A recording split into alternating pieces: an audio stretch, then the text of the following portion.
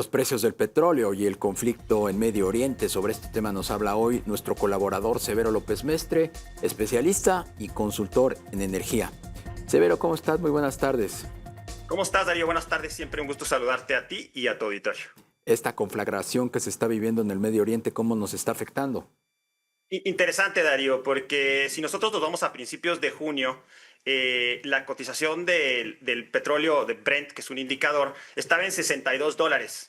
En estos momentos el Brent está en 78. El WTI, que es otro indicador del petróleo, la mezcla americana, está en 75 y la mezcla mexicana de exportación está en 78. Sin embargo, a principios de junio, cuando empezó este incremento, pues todavía no estaba la guerra. Y hay que analizar qué es lo que estaba moviendo los precios de crudo, Darío. Y lo que estaba impulsándolos es una baja en la demanda global, producto de la guerra tarifaria, de este cambio en la política comercial norteamericana, aunado a las expectativas de conflicto en la región. Sin embargo, lo que realmente estaba influyendo en ese momento o en las mesas de discusión eran las pláticas que iban a tener los norteamericanos por el programa nuclear de Irán, que es lo que está moviendo ahora el conflicto, que es la capacidad de Irán de enriquecer el uranio para producir bombas. Que ese es un gran tema. Y lo otro que estaba sobre la mesa es el incremento de la producción de la OPEP. No hay que perderlo de vista, Darío. En abril la OPEP le abrió la llave y anunció que iba a producir más petróleo en mayo, en junio y en julio. Y cuando tú tienes mayor oferta, los precios pues deben de tender a caer. La OPEP se ha propuesto que para septiembre haya alrededor de 2.2 millones de barriles de petróleo crudo más en el mercado. Esto es bastante, porque de alguna manera compensa uno de los recortes que había tenido importantes la OPEP en los últimos años. Quien ha llevado esto es Arabia Saudita, evidentemente. Es el único país que tiene la capacidad, Darío, de entrar y de salir del mercado petrolero con 1 millón de barriles diarios, de apretar y desapretar el acelerador. Sin embargo, de cara al conflicto, Darío, que se comenzó la semana pasada, hay que analizar un poco con cuidado qué ha pasado con la infraestructura petrolera. ¿Se ha dañado la infraestructura?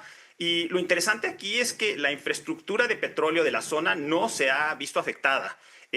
Como tú sabes muy bien, el Golfo Pérsico es un centro de producción petrolero importantísimo a nivel global, y por el estrecho de Hormuz circula pues todos los tanqueros que sacan el petróleo crudo de nada más y nada menos que Irán, Irak, Arabia Saudita, Qatar, Emiratos Árabes. Prácticamente es un 30% del petróleo que se comercia por vía marítima. Ese estrecho y ese flujo no se han visto afectados. Tampoco se han afectado militarmente instalaciones de producción de crudo de Irán. Esto es muy importante. Esto no quiere decir que no haya nerviosismo y una expectativa de conflicto, de que se puedan afectar las cosas. Tan es así que los seguros de los fletes sí se han incrementado, de los fletes de los barcos petroleros, y también el precio de los fletes. Sí ha habido un impacto en las expectativas, pero la infraestructura de ninguna manera se ha dañado.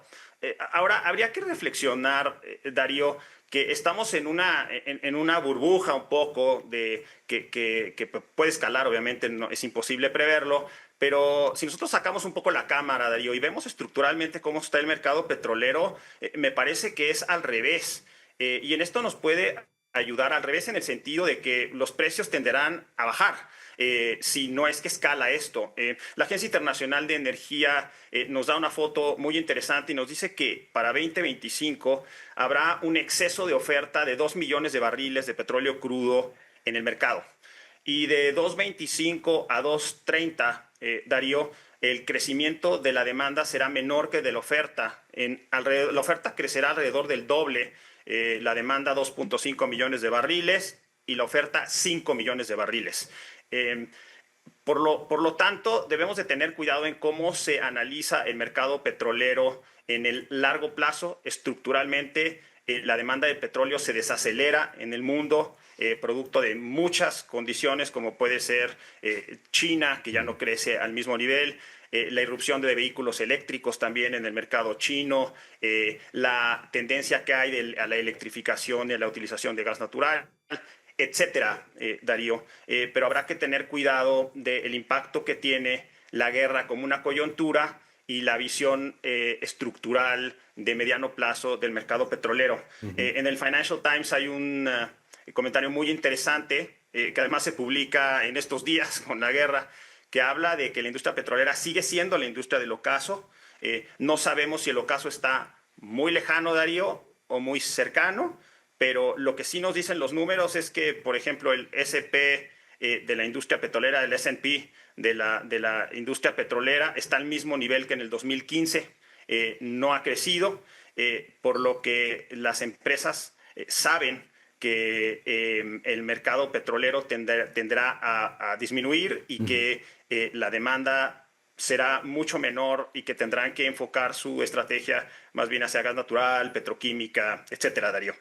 Hasta ahí mi comentario, Darío. Pues Severo López Mestre, especialista, consultor en energía, te agradezco mucho la colaboración. Que pases buena tarde. Que estés muy bien, Darío. Un abrazo. Igualmente.